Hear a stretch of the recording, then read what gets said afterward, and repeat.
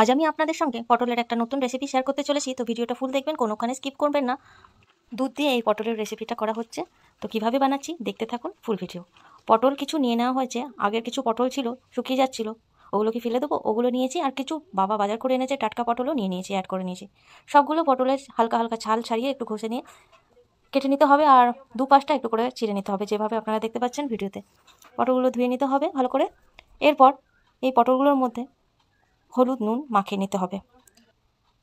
হলুদ নুন সম্পূর্ণ পটলগুলোতে ভালোভাবে মাখিয়ে নেওয়া হচ্ছে। কড়াইয়ে তেল গরম করে এবার পটলগুলো ভাজবো। তো এই দিকে আমি কিছু মশলাটা রেডি করছি। এখানে দুটো ছোটো ছোটোই পেঁয়াজ, বেশি বড় নয়, 4 ফালি করে কেটেছি। আদা অল্প নিয়েছি, দেখতেই পাচ্ছেন। আর টমেটো নিয়েছি ছোটো ছোটো, যেহেতু 3-4টা টমেটো কেটে নিয়েছি। আর কাঁচা লঙ্কা, পেঁয়াজ দিলাম, আদা দিলাম, কাঁচা লঙ্কা দিলাম, কাঁচা পাকা লঙ্কা দুটোই দিয়েছি। আর টমেটোগুলো দিলাম, সমস্তটা ধরছে না। এলাচ কিন্তু দুটো দেওয়া হয়েছে। আর একটু জল দিয়ে এটাকে ভালো করে পেস্ট করবো। এখানে 1 চামচ ছোটো চামচের হলুদ গুঁড়ো, ধনে গুঁড়ো, জিরে গুঁড়ো, লঙ্কার গুঁড়ো, এই মশলা একসাথেই আমি এটা পেস্ট করব। আর পেস্ট হয়ে গেছে, দেখতেই পাচ্ছেন, একদম রেডি করে রাখলাম পেস্টটা।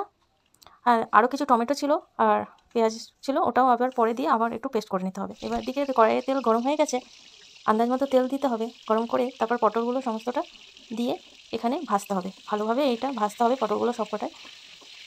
পটলের ভাজাটা যেন ভালো মতো হয়। আর ভাজাটা অনেকটা হয়ে গেলেই তবেই রান্নাটা করতে আর বেশি সময় লাগবে না। এখানে আমি কালারটা ঠিকঠাক রাখার জন্য একটু চিনি অ্যাড করেছি, আর নুন হলুদ তো আগেই মাখানো ছিল। আর এইভাবেই আমি পুরো পটলগুলো সবটাই ভালোভাবে ভেজে নেব।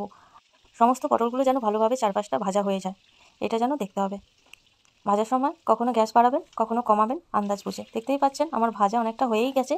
আর এরপর আমি এই ভাজা পটলগুলো আমি উঠিয়ে নেব, উঠিয়ে পাত্রে রাখবো। আর এবার ওই তেলের মধ্যেই আমি জিরে, গোটা গরম মশলা একটু থেতো করে নিয়েছি, তেজপাতা, শুকনো লঙ্কা, এগুলো ফোড়ন দেবো। পটল সব উঠানো হয়ে গেছে, তেল আন্দাজ মতো ওই তেলেই আমি বাকি যে পেস্ট করে রাখা মশলাটা দিয়ে আমি কষিয়ে নিলাম। আর এটা ভালো করে কষিয়ে নিতে হবে। ভালো করে কষানো না হলে রান্নার টেস্ট হবে না। যখন তেল বেরিয়ে আসবে নুনটা দিলাম আন্দাজ মতো। আর নাড়তে হবে যাতে ভালোভাবে কষে আর কোনোখানে যেন লেগে পুড়ে না যায়। আর এর মধ্যে আমি হালকা চিনি দিয়ে দিলাম। চিনিটা আন্দাজ মতো দিতে হবে, বেশি যেন দেওয়া না হয়। আর কেউ কেউ আবার মিষ্টি বেশি পছন্দ করে, তারা তাদের মতো করে দিতে পারেন। এখানে আমি একটু জিরে গুঁড়ো, একটু ধনে গুঁড়ো দিলাম, একদম সামান্য পরিমাণে। আর হলুদ লঙ্কা গুঁড়ো যা আছে আগে দেওয়াই আছে, আমি এক্সট্রা আর কিছু দিইনি। এখানে ভাজা পটলগুলো দিয়ে দিলাম, যেহেতু মশলাটা কষে গেছে। এখানে ভাজা পটলগুলো দেওয়ার পর আমি ভালো করে আরও একটু কষিয়ে নিলাম।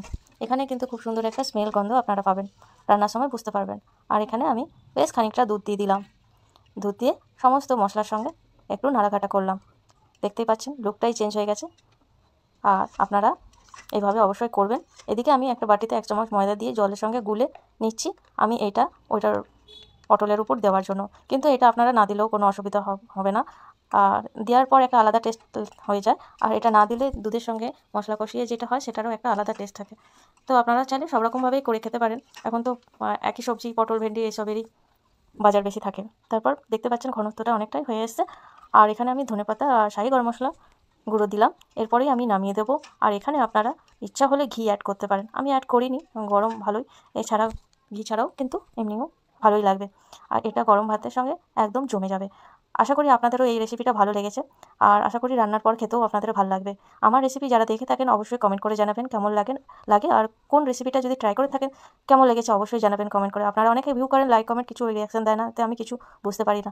তো সঙ্গে থাকুন, এই ধরনের নানা নিত্য নতুন রেসিপি আপনাদের সঙ্গে আমি শেয়ার করবো।